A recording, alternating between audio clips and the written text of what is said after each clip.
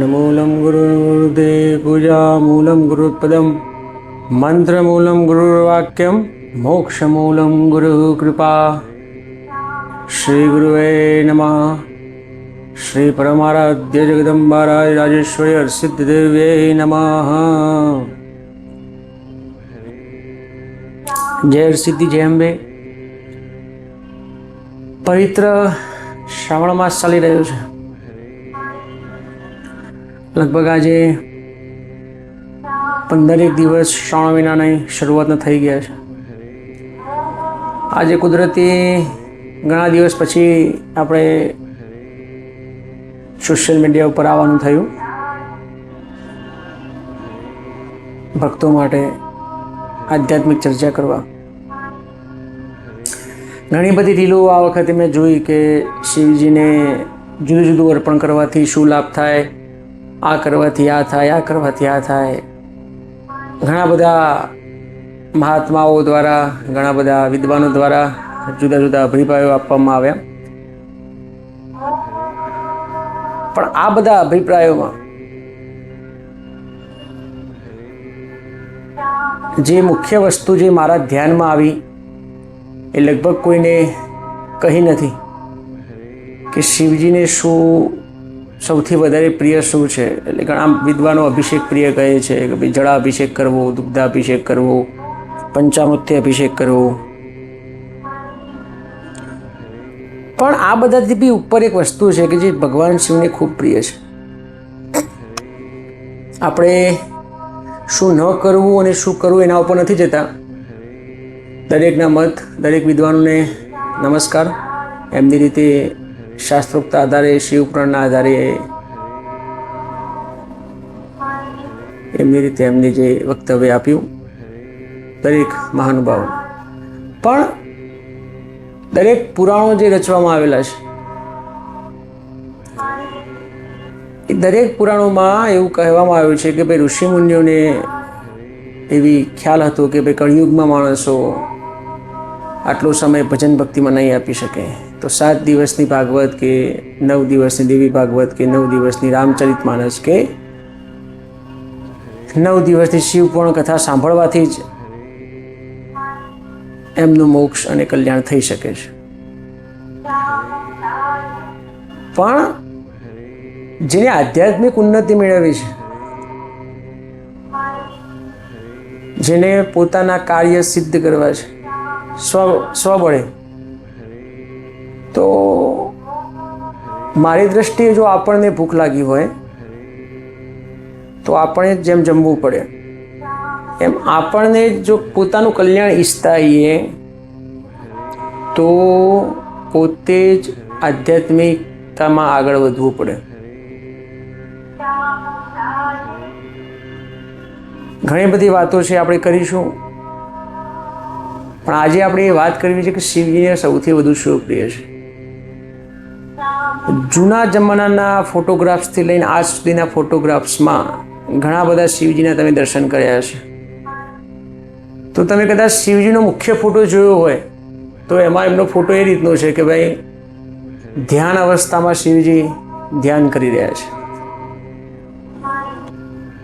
તો જે વ્યક્તિત્વ, જે પાત્ર, જે શિવ આપણે જે સદાશિવ કહીએ છીએ એ પોતે ધ્યાનમાં જો બેસતા હોય, જેના પાસે સંપૂર્ણ બ્રહ્માંડનું જ્ઞાન છે, કોઈ વસ્તુ એવી નથી કે એમને પ્રાપ્ત ના થઈ શકે, જો એ આપણા આરાધ્ય ધ્યાનમાં બેસતા હોય તો એમને સૌથી વધુ પ્રિય શું હશે? તો તમે વિચારો તો સૌથી વધુ પ્રિય ધ્યાન છે। તો એક સમયે તમે શિવાલય જાઓ કે ના જાઓ, જળ ચડાવો કે ન ચડાવો, પણ વધારે તો 10-15 મિનિટ આત્મકલ્યાણ માટે ધ્યાન કરશો। અત્યારે બધા જમાના પ્રમાણે એને મેડિટેશન કહે છે। તો એક પણ ફોટો લગભગ એવો નહીં હોય કે જ્યાં શિવજી ધ્યાનમાં ના બેઠા હોય। તો જે આપણા આરાધ્ય દેવ છે, જેના આરાધ્ય દેવ જે શિવજીને માને છે, તો એ બધા માટે સર્વશ્રેષ્ઠ શિવજીને પ્રસન્ન કરવાનો ઉપાય શું હોય? તો ધ્યાન છે। પણ આ વિષય ઉપર કોઈ વાત કરતું જ નથી।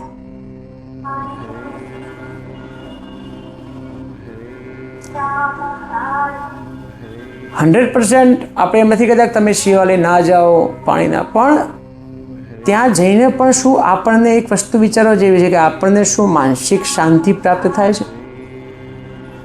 10-15 મિનિટ ત્યાં શિવાલયજી આરતીનો લાભ લે એટલે જે આનંદ થાય, અનુભૂતિ થાય, ઢોલ નગારા ને બધું વાગતું હોય, ડમરું વાગતું હોય શિવજીનું, ત્યારે એક 10-15 મિનિટ માટે આપણને જે આનંદ અનુભૂતિ થાય છે, શું એ આખો દિવસ આપણા જોડે રહે છે આનંદ અનુભૂતિ? આપણા આરાધ્ય દેવ પાસેથી આપણે ઘણું બધું શીખવું જોઈએ. એમના ગુણો છે એ બધા આપણે એક્સેપ્ટ કરવા જોઈએ. તો જે શિવજીને આરાધ્ય માને છે અને જો ધ્યાન નથી કરતો, મેડિટેશન નથી કરતો, તો ખરેખર શું એ શિવ ભક્ત હોઈ શકે? હું તમને પ્રશ્ન કરું છું. તો જે વખતે તમે મંદિરમાં શિવાલયમાં જાઓ છો ત્યારે શિવજી જોડે આપણે જળ ચડાવીને જે 5-10 મિનિટ બેસો, જે ત્યાં આધ્યાત્મિક આનંદ મળે છે કે શિવજીનો અભિષેક કરતા ઓમ નમઃ શિવાય કે જે તમે જપ કરતા હોય, આપણે જપ કરીએ છીએ, ત્યારે જે 10-15 મિનિટનો આનંદ આપણને મળે છે, શું એવો આનંદ આખો દિવસ આપણે જોડે રહે છે? ના. તો શિવજી આપણને એ કહેવા માગે છે, એમના જે ટોટલ ધ્યાન મંત્રો બી સંસ્કૃતમાં વેદોમાં પણ લખેલા છે, પુરાણોમાં પણ લખેલા છે. એમાં ખાસ કે ભાઈ ધ્યાન અવસ્થામાં શિવજી બેઠેલા છે કૈલાશ પર્વત ઉપર. What is Kailash? આપણા શરીરમાં જ કૈલાશ પર્વત છે. આપણા શરીરમાં જે ચક્રો છે, મૂલાધાર ચક્ર, સ્વાધિષ્ઠાન ચક્ર, તો એમાં જે સહસ્ત્રાર ચક્ર છે, જે આ ગુરુ એટલે શિવનું સ્થાન માનવામાં આવ્યું છે, એ જ આપણો કૈલાશ છે.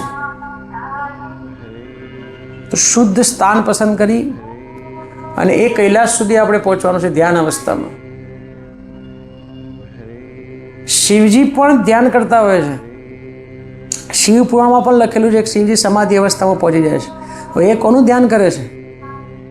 એ શાસ્ત્રાર્થ નથી કરવાનો કે કોનું ધ્યાન કરી રહ્યા છે, પણ એ પણ આપણને સલાહ આપે છે કે તમે પણ ધ્યાન કરો.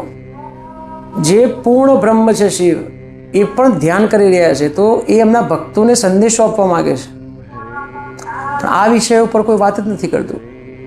દૂધ ચડાવવાથી આ થઈ જાય, દહીં ચડાવવાથી આ થઈ જાય, આ પહેરવાથી આ થઈ જાય, આ પહેરવાથી આ થઈ જાય.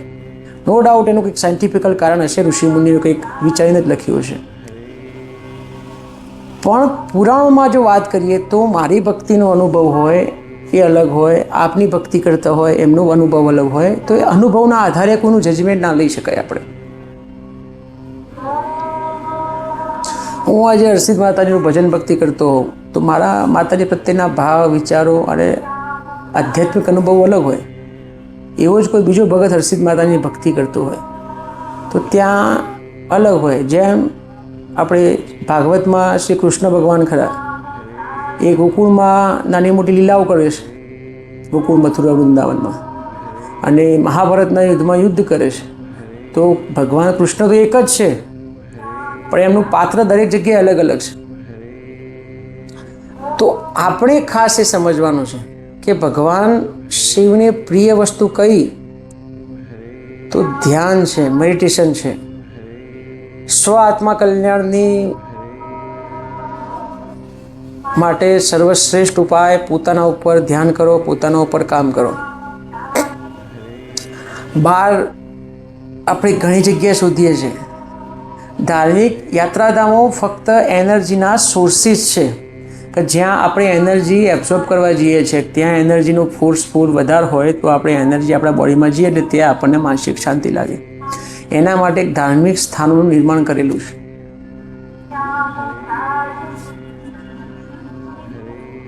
નરસિંહ મહેતા જોડે ભગવાન પોતે આવતા હતા. શિવજીના પણ એવા કેટલાય ભક્તો છે કે ત્યાં ભગવાન એમના ત્યાં પોતે આવતા હતા. તો શું? તો એમનું સમર્પણ હતું. શું આપણે બધા માં સમર્પણ ભાવ છે? એવો સમર્પણ ભાવ ભક્તો જેવો છે કે ભગવાન આપણા ત્યાં આવે. શું એવું કરી શકીએ આપણે? શું પ્રસન્ન કરવા માટે શું કરી શકીએ? એક સમય દૂધ નહીં ચડાવો, દહીં નહીં ચડાવો, જળ નહીં ચડાવો તો ચાલશે. પોતાના ઘરે શિવલિંગ ન હોય કે હોય, પોતાના ઘરે જ આસન લગાવી ધ્યાન કરો. અને આપણું જે આ સહસ્ત્રાધાર ચક્ર છે ત્યાં ભગવાન શિવ બેઠા છે એવો ભાવ કરીને ધ્યાન કરો. શિવ પોતે આપણા અંદર જ છે. અને એ વખતે તમને જે અનુભવ થશે 10-15 મિનિટ તમે જ્યારે ધ્યાન કરવા બેસશો, ધ્યાન ના લાગતું હોય તો બી ઘણા બધા રીઝન છે કે સામાજિક કાર્યો હોય, આર્થિક કાર્યોમાં ડિસ્ટર્બન્સ હોય, ઘણી બધી રીતે ધ્યાન ના લાગી શકે આપણું. તો ઇયરફોન છે, સ્પીકર છે, આ ઉપર ઓમની જે ધ્વનિ છે કાં તો ઓમ નમઃ શિવાય જે આપને પ્રિય મંત્ર છે એ ચાલુ કરી અને ધ્યાન કરો. અને એ ફ્રીક્વન્સી એ વખતે જે તમારા બોડીમાં જે ઉર્જા ઉત્પન્ન થશે એ તમે પોતે જ શિવ સ્વરૂપ થઈ શકશો. ઘણા બધા શિવજીના સ્તોત્રમાં એવું લખેલું છે કે ભાઈ આ પાઠ કરવાથી શિવ સ્વરૂપ થઈ જાવ. તો શિવ સ્વરૂપ થવાનું મિનિંગ શું? આદ્ય ગુરુ શંકરાચાર્યજી બી કીધેલું છે કે જે ઉપાસકો જે દેવની આરાધના કરતા હોય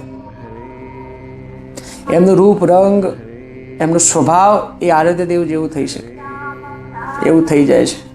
કારણ કે સંપૂર્ણ એનામાં ભાવ એ આરાધ્ય દેવ પ્રત્યેનું જાગૃત થઈ જાય છે. તો આપણે પણ શિવ સ્વરૂપ થઈ શકીએ છીએ. ભગવાન શિવનું એ રીતે ભજન કરીએ. જપ યજ્ઞ તો સર્વશ્રેષ્ઠ છે જ કે જપ કરો, પણ જપમાં પણ શું, આપણે જ્યારે જપ કરતા હોઈએ છીએ કોઈ બી માળા ઓમ નમઃ શિવાય હોય તો 11 માળાનો સંકલ્પ કરેલો હોય તો પહેલી માળા પછી બીજી માળાએ આપણું મન ભટકી જાય છે, બીજી દુનિયામાં જતું રહેશે. અહીંયા માળા ચાલુ હોય પણ મન જુદી જગ્યાએ જતું રહેશે. તો એ ના જાય, માળાનું પણ પ્રમાણ રાખવા માટે ન જાય એ માટે ધ્યાન ખૂબ આવશ્યક છે. મીન્સ મેડિટેશન ખૂબ આવશ્યક છે. એ આપણે કોઈ કરતા જ નથી. એટલે આપ સર્વને શ્રાવણ માસ નિમિત્તે હજુ 15 દિવસ આપણા જોડે સરસ છે. થોડું અલગ દિશામાં હું આપને લઈ જાઉં છું, પણ આનાથી તમને જે દિવ્ય અનુભૂતિ થશે એ ખૂબ સારી થશે. તમારા સંકલ્પ શક્તિમાં વધારો થશે. સંકલ્પ શક્તિમાં વધારો થાય, ધ્યાનમાં વધારો થાય તો આપણા કાર્યમાં પણ વધારો થાય. અને જે આપણે કાર્ય સિદ્ધ કરવા માગીએ છીએ, જે કાર્ય જીવનમાં અટકી ગયા છે એ પૂર્ણ થાય.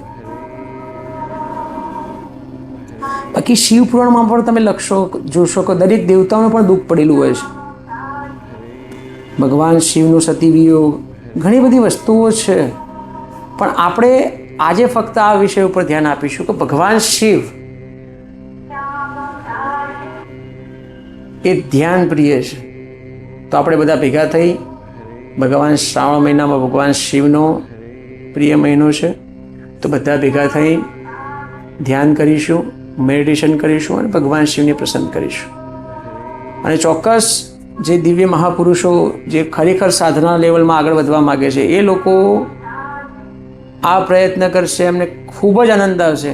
એક સમયે શિવાલય નહીં જાય, શિવ મંદિરોમાં નહીં જાય એક સમય, પણ પોતે ઘરે બેસી અને આ ભાવ કરશે કે ભાઈ આપણા સહસ્ત્રાધાર ચક્રમાં જ, આપણા મસ્તિષ્કમાં જ ભગવાન શિવ વાસ કરે છે. અને જ્યારે ધ્યાન કરશે અને ઓમ નમઃ શિવાય કે જે એમનો આરાધ્ય કે એમને ગુરુએ આપેલું મંત્રનું ધ્યાન કરશે મન ભટકાયા વગર, તો ચોક્કસ તમને જ્યોતિર્લિંગની અનુભૂતિ થશે. કે જ્યોતિર્લિંગના વાઇબ્રેશન આપણે લેતા હોઈએ કોઈ બી જ્યોતિર્લિંગમાં, ત્યારે એને વાઇબ્રેશન્સ ફિલિંગ થાય, એવા ફીલ તમને ચોક્કસ થશે.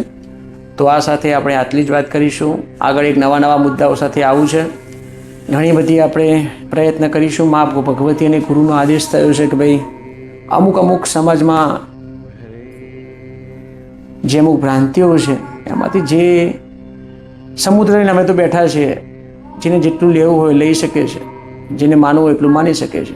પણ અમારા ગુરુ આદેશથી, મા ભગવતીના આદેશથી આપણે ચોક્કસ હવે અમુક માર્ગો પ્રશસ્ત કરીશું, જેથી આપણે આધ્યાત્મિક ઉન્નતિ થાય, આર્થિક ઉન્નતિ થાય. આપણે એવી કોઈ વાતો નથી કરતી કે મોહમાયાથી દૂર રહેવાનું. મોહમાયાથી દૂર રહેવું જ નથી.